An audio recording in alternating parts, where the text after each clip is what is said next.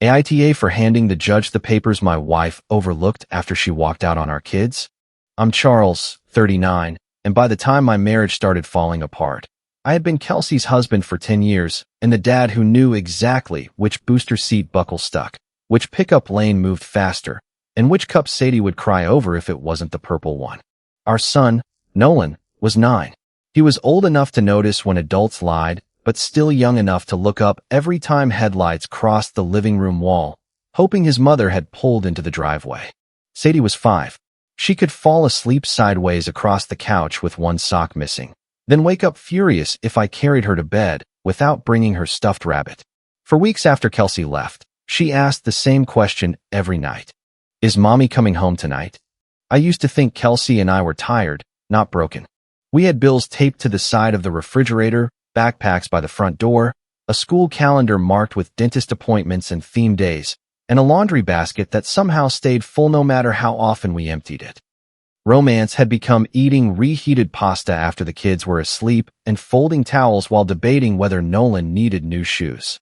It wasn't exciting, but it was our life. And I had loved that life. I didn't marry a woman I hated. That was what made everything harder.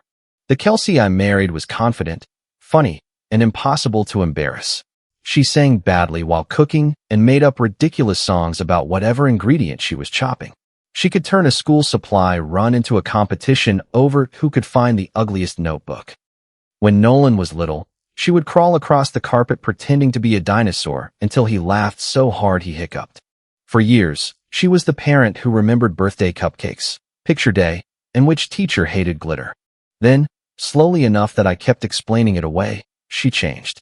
It started after she became close with Quinn, Sienna, and Whitney. They weren't monsters. That would have made this easier to understand. They were just the kind of people who treated every ordinary frustration like evidence that someone needed to blow up their life. Quinn was the loudest. She spoke in confident little statements that sounded borrowed from motivational videos. You have to choose yourself. People only treat you how you allow them to. You can't level up while carrying dead weight. Sienna posted carefully staged photos of brunches, hotel lobbies, expensive-looking drinks, and captions about refusing to settle. Later, I learned most of what she showed online was paid for with credit cards she could barely manage. Whitney was less glamorous, but more reckless.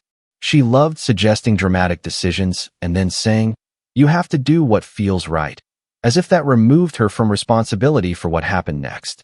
At first, I thought it was harmless. People talk. Friends complain about spouses. Everyone wants to feel like their problems mean something. Kelsey started going to brunch with them twice a month. Then every weekend. Then there were dinners, networking events, weekend retreats, and vague plans that somehow always appeared after I had already arranged something for the family. When I asked whether she would be home for dinner, she would sigh as though I had handed her a legal summons. Why do you need an exact time? Because Nolan has practice at 6 o'clock, Sadie needs a bath, and I'm trying to figure out whether to wait for you. You always make everything sound like an obligation. It is an obligation. There are kids. She rolled her eyes. That is exactly what I mean. I didn't understand what she meant. I kept thinking there was a better way to phrase things, some version of the same question that wouldn't sound controlling to her. There wasn't. One evening, she came home late while I was scraping dried cheese from a casserole dish. The kids were already asleep. The dishwasher hummed behind us, and an unsigned permission slip sat next to an overdue bill on the counter. I said, "We need to talk." Kelsey dropped her purse onto a chair. About what now? Nolan's dentist appointment was today. Her expression changed for half a second. She had forgotten. You said you could handle it. I handled it after the school called because you didn't pick him up early. I had something come up. You could have texted.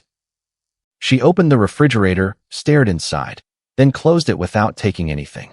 You act like my manager. I'm not trying to manage you. I'm trying to keep the kids from falling through the cracks. That's the problem, Charles. You only see cracks. I see a life I'm missing. I leaned against the counter. What life? She gave a short laugh. The fact that you even have to ask proves my point. That became our pattern. Every practical question was control. Every reminder was criticism. Every request for help was proof that I didn't respect her freedom. The first incident I couldn't explain away happened at school pickup. Kelsey was supposed to get Nolan. I was across town with Sadie at a routine appointment, and the pickup line was crawling. Cars moved forward a few feet at a time while I checked the clock and watched my phone battery drop. The school called. Mr. Charles? Nolan is still in the office. We haven't been able to reach his mother. I felt a cold pressure settle behind my ribs. I'm on my way. I reached Kelsey on the fourth call. Oh damn, she said. Not, is he okay? Not, I'm sorry. Just, oh damn. Where are you? I lost track of time. With what? Why does that matter? You're already going, right? I'm 40 minutes away with Sadie. You don't have to make it dramatic. When I got to the school, Nolan was sitting in a plastic chair with his backpack between his shoes. He looked smaller than usual. The office secretary gave me the polite smile adults use when they don't want to criticize another parent in front of a child. Nolan climbed into the car and buckled himself in. Did Mom forget? He asked. She got delayed. He stared out the window. At dinner, he barely spoke. That silence was worse than anger. Kelsey came home after 8 o'clock with a small shopping bag and an explanation about helping Sienna prepare for a presentation. She kissed Nolan's head as if nothing had happened. He didn't look up. The next morning, Kelsey posted a quote about women outgrowing environments that no longer honored them. Quinn commented with 3 fire emojis. Sienna wrote, "Your next chapter is going to be everything." People were applauding a version of our marriage they had never lived in.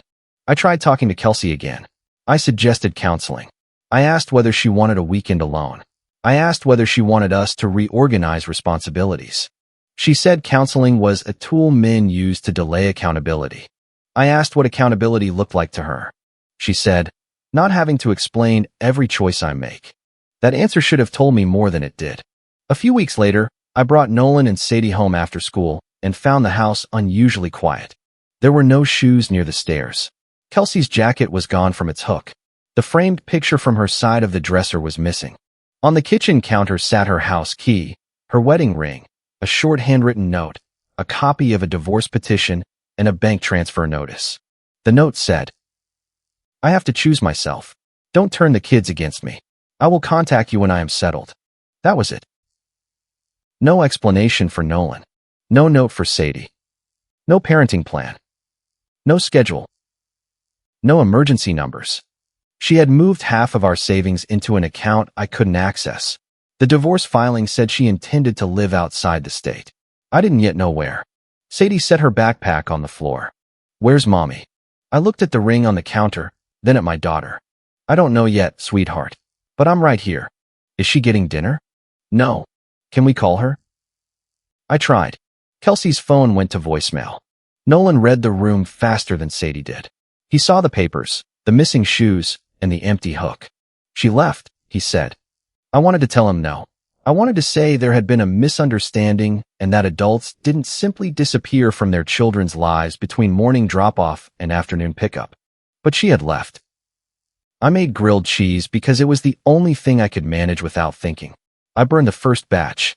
Sadie complained that the slices were uneven. Nolan said he wasn't hungry. At bedtime, Sadie put on Kelsey's old sweater and refused to take it off. Nolan lay facing the wall and told me he was fine. You don't have to be fine, I said. I know. His voice cracked on the last word. After they fell asleep, I sat in the hallway between their rooms with my back against the wall. That was the first night I understood that staying calm could feel like swallowing glass. Kelsey called the next afternoon. Her voice was controlled, almost rehearsed. I need space. You left the children without telling them. I knew you could handle them. They're not a package you leave with a neighbor. Don't do that. Do what? Make me sound like a bad mother. I closed my eyes. Where are you? I'm safe. That wasn't my question. I'm not ready to share everything with you. You filed for divorce. Yes. You moved money. I took what I was entitled to. You left Nolan and Sadie. They're with their father. They were waiting for you to come home for dinner. There was a pause. Then she said, I needed to see what my life could be without all of this. All of this. That was how she described us. The next call came from Darlene, Kelsey's mother. What did you do to make my daughter run? She demanded. I was standing at the refrigerator, signing Nolan's permission slip while Sadie ate cereal at the table. Ask her why she left the children sleeping under this roof. She told me you controlled every dollar. She moved half our savings. She said you made her feel trapped. She had a car, cards, account access, and enough money to rent a place without telling me. Does that sound trapped? You always have an answer. No. I have 2 kids asking where their mother is. Darlene hung up on me. By the end of the week, several relatives had heard that Kelsey had escaped an emotionally controlling marriage. According to her version, I monitored her spending, criticized her friendships, and used the children to keep her from growing. The story traveled faster than the truth because the story was cleaner. There was a villain, a brave woman, and a new beginning. The truth involved a crying 5-year-old, a silent 9-year-old, an empty bank account, and a father calling attorneys during school hours. Kelsey emailed me 3 days after leaving. She wanted the house listed immediately. She wanted a fast division of remaining assets. She wanted transition support while she established herself. She wanted flexible access to the kids without committing to fixed weekends. She wanted me to continue paying her phone, car insurance, several subscriptions, and the credit card she had been using for dinners and travel. She ended the email by saying she hoped we could avoid becoming adversarial. I read it twice. Then I typed a response that began with, "You abandoned your children and stole from this family." I kept going for 3 paragraphs. Before I sent it, Russell walked into the kitchen. Russell is my older brother. He is the person I call when I need the truth without decoration. He read the draft over my shoulder. Delete it. She's lying about me. Delete it. She took money and left the kids. I know. She wants me to finance this. I know. I turned toward him.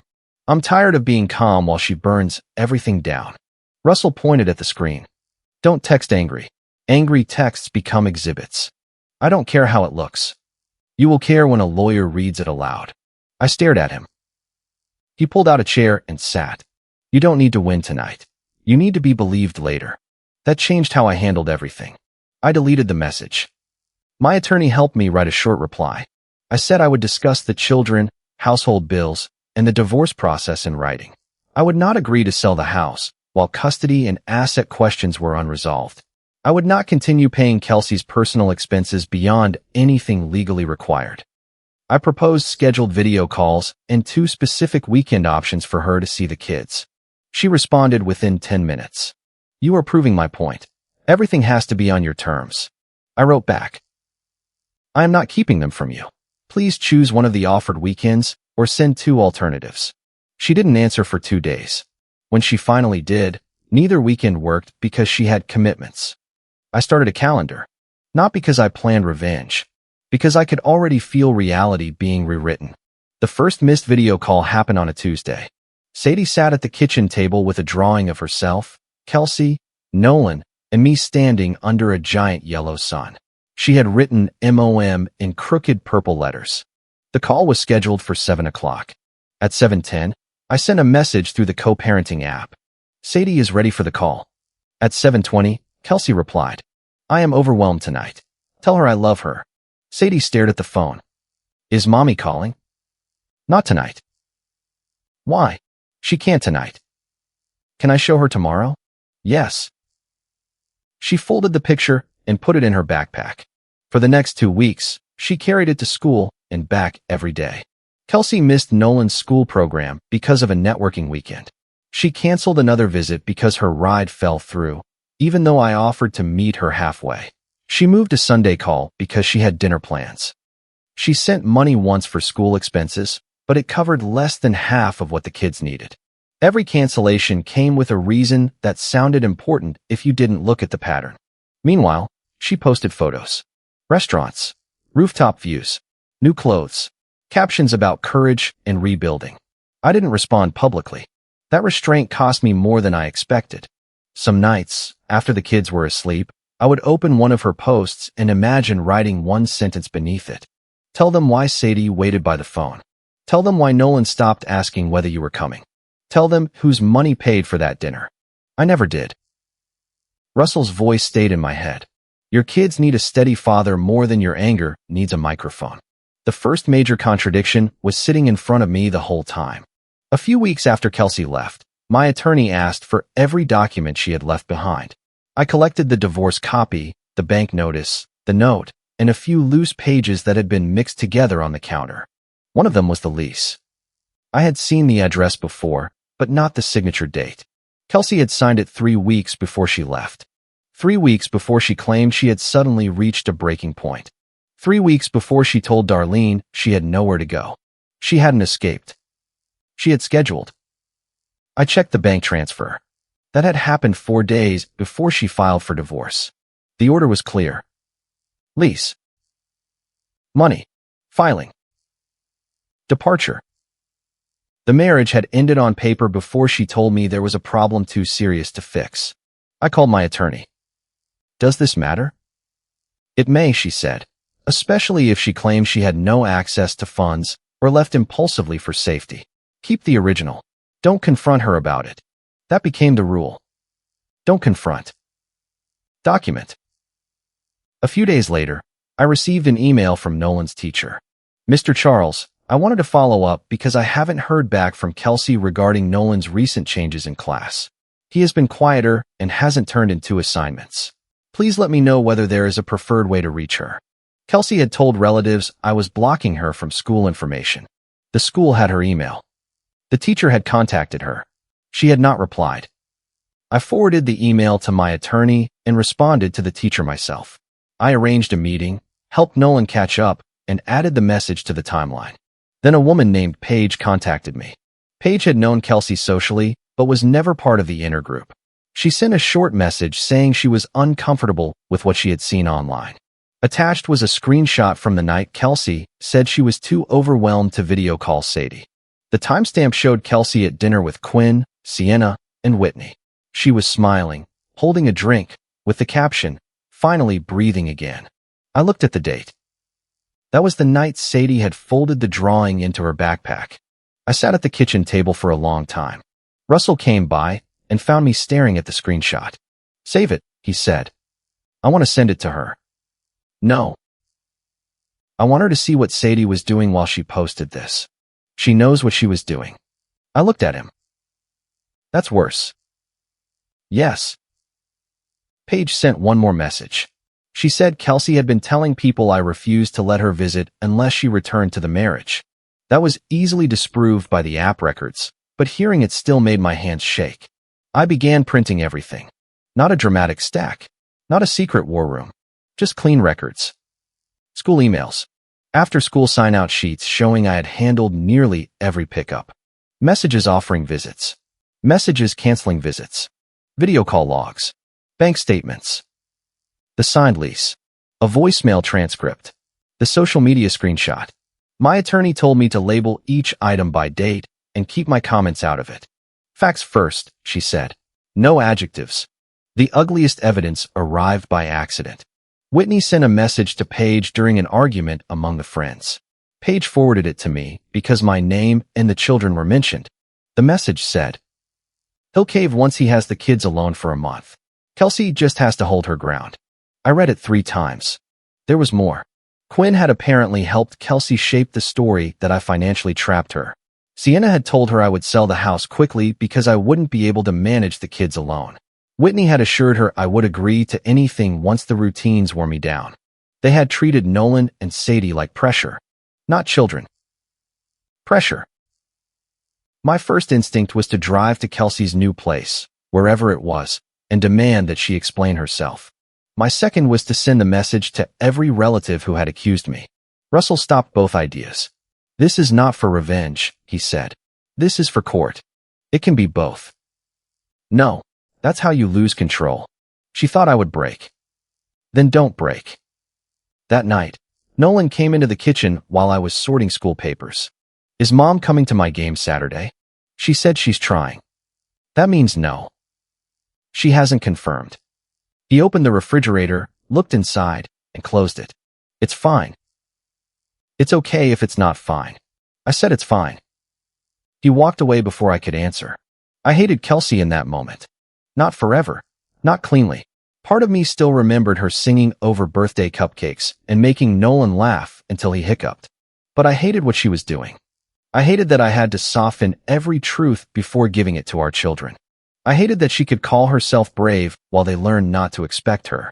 I also hated that a small part of me still wanted her to come home and prove this had all been temporary insanity. That was the part of myself I trusted least. About 4 months after she left, Darlene invited me to a family dinner. She said it was for the children. I should have known better. When I arrived, Kelsey was already there. So were Darlene, 2 of Kelsey's relatives, and 1 of her cousins. Nolan and Sadie were with Russell because I had a feeling the conversation wouldn't be appropriate for them. Nobody asked how the kids were. That told me everything. Kelsey sat at the far end of the table with red eyes and a tissue in her hand. Darlene's expression was stiff. I had brought an envelope. Darlene folded her hands. We need to talk about what happens next. I thought this was dinner. It can be both. I stayed standing. Kelsey looked at me. You don't have to act like I'm dangerous. I didn't say you were. You treat me like every word has to go through a lawyer. Because every conversation turns into a different story later. Darlene cut in.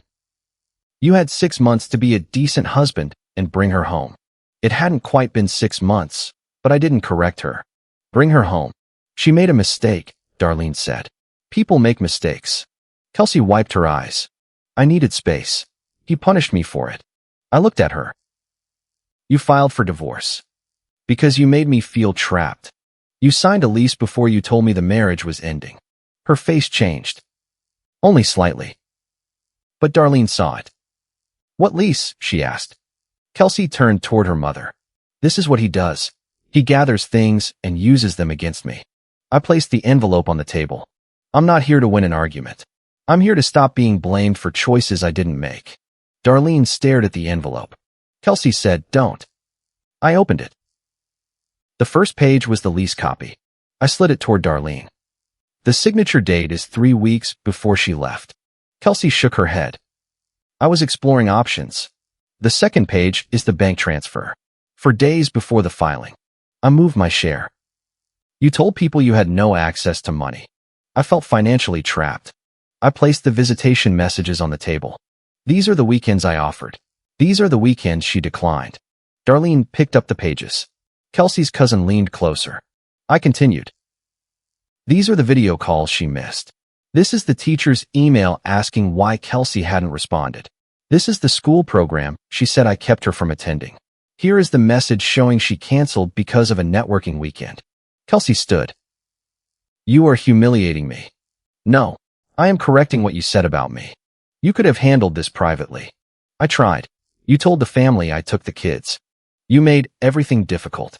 I asked you to pick a time and show up. Darlene was reading the messages now. She looked at Kelsey. You said he wouldn't let you see them. He gave me impossible windows. One of the pages listed 4 separate options, including a weekend Kelsey herself had suggested before canceling it. Darlene's mouth tightened. I didn't know you turned these down. Kelsey looked around the table for help. She's twisting this, she said, pointing at me, her voice breaking. He wants everyone to think I'm a bad mother. I took out the social media screenshot.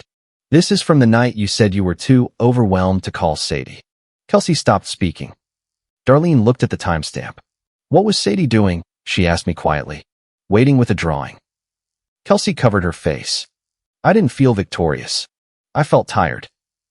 She lowered her hands. You wanted this, she said. You wanted to punish me. I thought about the months of missed calls, the story she had spread, the money she had moved, and the message predicting I would cave.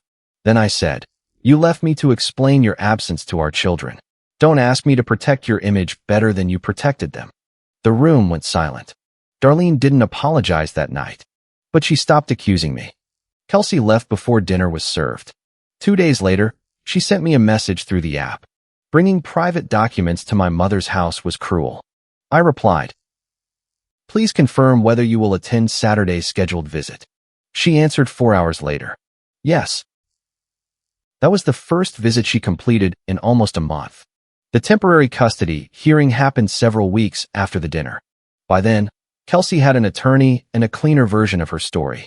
She said she had left because I controlled the household finances and discouraged her independence. She said she had not taken the children because she believed I would temporarily care for them until we arranged a schedule. She said I had created obstacles after she left. She said I was using documentation to intimidate her. I sat beside my attorney and listened. For once, silence didn't feel like weakness. The judge asked direct questions. Kelsey's attorney tried to keep the focus on marital conflict, but my attorney brought it back to the children. She entered the lease, the bank records, the filing date, the visitation offers, the cancellations, the missed calls, the school email, the sign-out records, the voicemail transcript. The message from Whitney was handled carefully because of how it had been obtained, but it supported the broader timeline and the assumption that I would collapse under the parenting load. My attorney asked Kelsey, "You signed the lease before you told Charles the marriage was ending, correct?" Kelsey shifted in her seat. "I needed a safe option." "Were you denied access to the joint account?" I felt watched. That wasn't the question. Kelsey looked toward the judge. "No." "You transferred a substantial portion of the savings before filing?" "I transferred what I believed was mine." "And you left the children in the home without a written parenting plan?" "I knew their father was capable." "Did you discuss the move with him before leaving?" "No."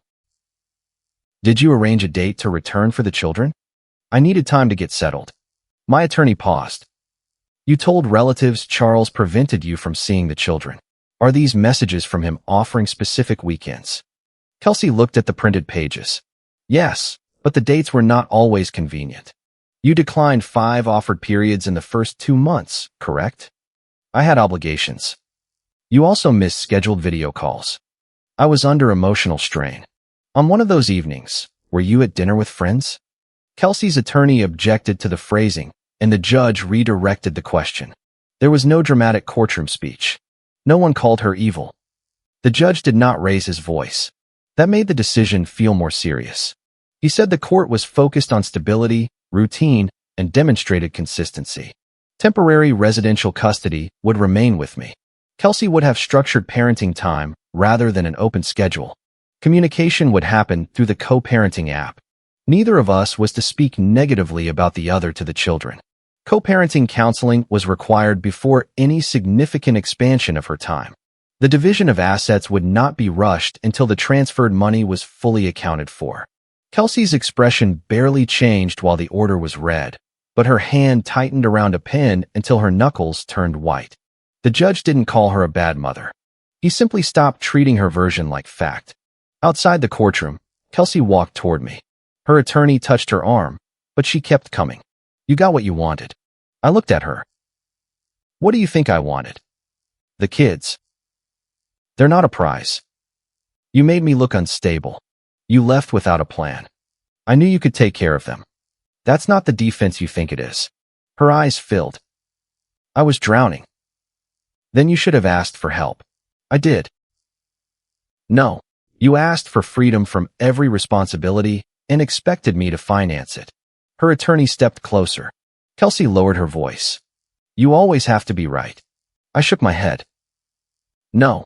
I just had to stop letting your story become the official one." The practical consequences hit her quickly. She had assumed the house would be sold and that she would receive money immediately. That didn't happen. The transfer had to be traced and accounted for. Some of what she moved was treated as an advance against her eventual share. Her personal expenses were no longer paid from the household account. The phone plan was separated. The subscriptions ended. The card she had used for dinners was closed after the legal notice period. Freedom looked different when nobody else was paying for the fantasy. Quinn stopped answering regularly once Kelsey needed a place to stay during visits. Sienna was sympathetic online, but avoided any conversation involving money. Whitney refused to provide a statement and said she didn't want to be involved in marriage drama, despite having helped create it. The women who told Kelsey to choose herself suddenly chose distance. Darlene called me about a week after the hearing. Her voice was quieter than usual. "I owe you an apology," she said. I waited. "I believed her because she is my daughter. I understand why you wanted to. That doesn't make it right." "No." She took a breath. "I didn't know she turned down those visits." "No." "I didn't know about the lease." "No." "I should have asked more questions." "Yes." There was a pause. "That's not much of an apology," she said. "It's more than I had." After that, Darlene started seeing the kids without using the visits to pressure them. She stopped asking Nolan whether he wanted his parents back together. She stopped telling Sadie that mommy would be home soon. That mattered. The children didn't magically recover because a judge signed an order. Nolan became more careful. He stopped mentioning school events until he knew Kelsey had confirmed. He would ask, "Is she really coming? Or is she maybe coming?" Sadie developed a habit of checking the calendar every morning. If plans changed, she cried over things that seemed unrelated. The wrong cereal bowl, a missing shoe, a shirt that felt scratchy. We started counseling. Not because the kids were broken, because they deserved a place where they didn't have to protect either parent. One afternoon, after pickup, Nolan sat in the back seat while Sadie slept beside him with her head against the window. We had been driving for several minutes when he said, "Dad." "Yeah." "If Mom wanted us, why didn't she take us?" I tightened my hands on the steering wheel. There are questions adults can answer honestly and questions where honesty has to be measured against the age of the child asking. I couldn't tell him that his mother and her friends had expected parenting him to break me. I couldn't tell him she had treated his daily life like leverage. So I said, "I don't know how to answer that in a way that won't hurt you, buddy." He kept looking out the window. "But I know you were wanted here. Every day." "That's not what I asked." "I know." "Did she not want us then?" "She was making choices about herself. I think she told herself you would be okay because you were with me." He swallowed. "That's stupid." "It wasn't a good choice." He wiped his face with his sleeve and acted like he had an itch. I didn't force him to talk more. Nobody won that conversation. Kelsey did begin showing up more consistently after the hearing. At first, I distrusted every improvement. When she arrived on time, I wondered what she wanted. When she returned the kids with their clothes washed, I assumed she was building evidence. When she asked about Nolan's schoolwork, I thought she was performing. Some of that suspicion was justified. Some of it was bitterness. My counselor told me both things could be true. Kelsey could be trying now, and I could still refuse to trust her quickly. She attended the required sessions. She used the app. She stopped changing plans at the last minute as often. She apologized to Nolan for missing his program, though he only nodded. With Sadie, she had a harder time. Sadie loved her immediately and distrusted her immediately. She would run into Kelsey's arms at pickup, then cry when I walked away. She would ask Kelsey to promise she was coming back, then ask the same question 5 more times. Promises had become something Sadie checked for cracks. About 2 months after the hearing, Kelsey called me late at night. We were supposed to use written communication except for emergencies. I almost ignored it. Then I worried something had happened to the kids, even though they were with me. I answered. "What happened?" Kelsey was crying. "I can't do this anymore." "Are you safe?" "Yes." "Then send it through the app. Please don't hang up." I sat on the edge of my bed. "What's going on?" "My lease is ending. I can't keep up with everything.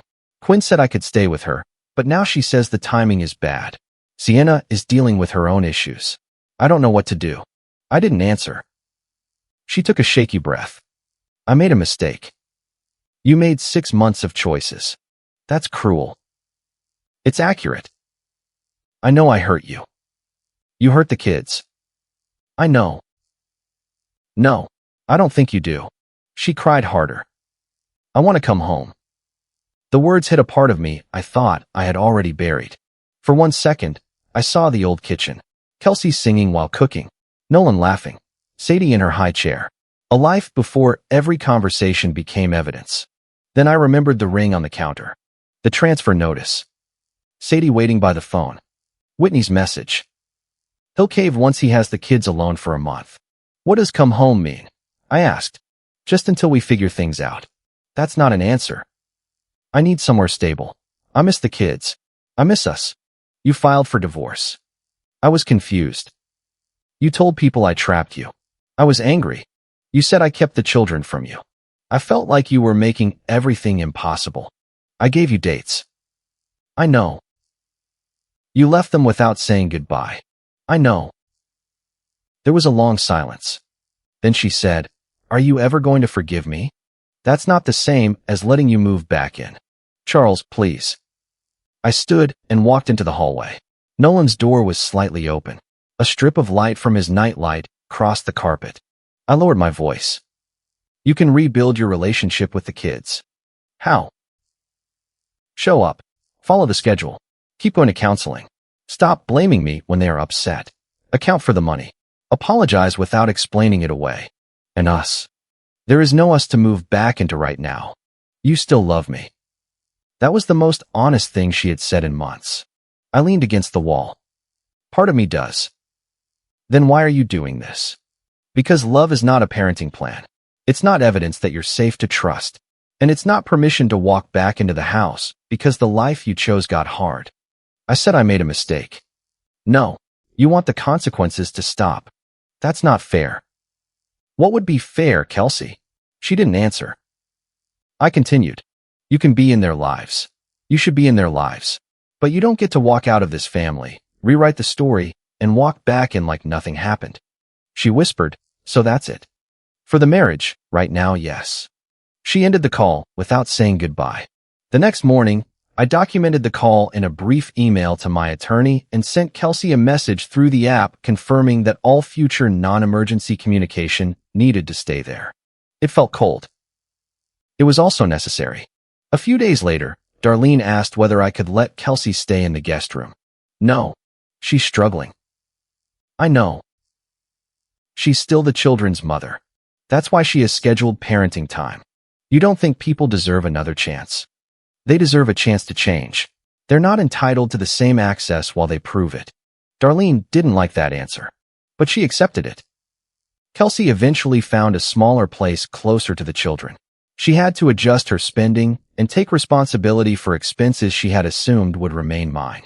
Her online posts changed. The rooftop photos stopped. The captions about choosing herself disappeared. For a while, she posted nothing. Then she started sharing occasional pictures from approved activities with the kids. No speeches, no public attacks, just ordinary moments.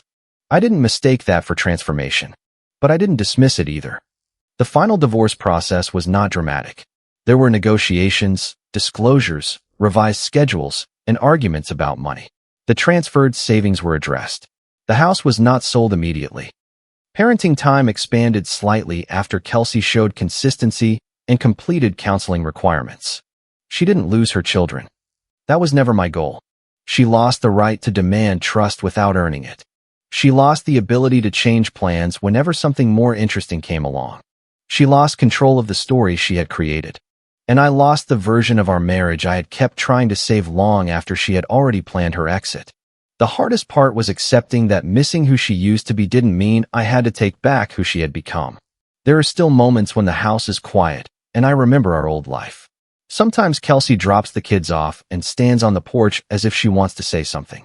Sometimes I can see the woman I married in the way she kneels to fix Sadie's shoe or laughs at one of Nolan's dry little jokes.